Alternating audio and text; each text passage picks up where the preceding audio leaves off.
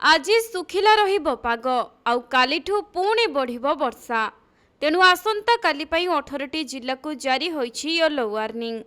भद्रक, बालेश्वर, मयूरभंज, केन्द्रापड़ा, जाजपुर, केन्दुझर, सुंदरगढ़, देवगढ़, अनुगुल, संबलपुर, झारसुगुड़ा, बरगढ़, सुवर्णपुर, बलांगीर, नुआपड़ा, कलाहांडी, नवरंगपुर एवं कोरापुट जिल्ला को काली पई येलो वार्निंग जारी होईछि।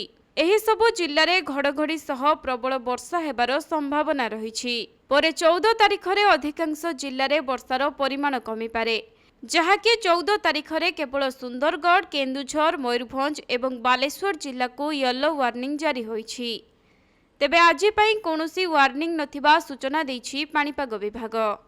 तेबे गतकाली सकाळ 8:30 रु संध्या 5:30 मध्य भवानीपाटना रे 14 मिलीमीटर वर्षा होइथिबा बेले भद्रक रे 9 मिलीमीटर, मालकानगिरी रे 5 मिलीमीटर और पारादीप रे 4 मिलीमीटर वर्षा होइथिबा भुवनेश्वर आंचलिक पाणीपाग केन्द्र रेकर्ड करिछि।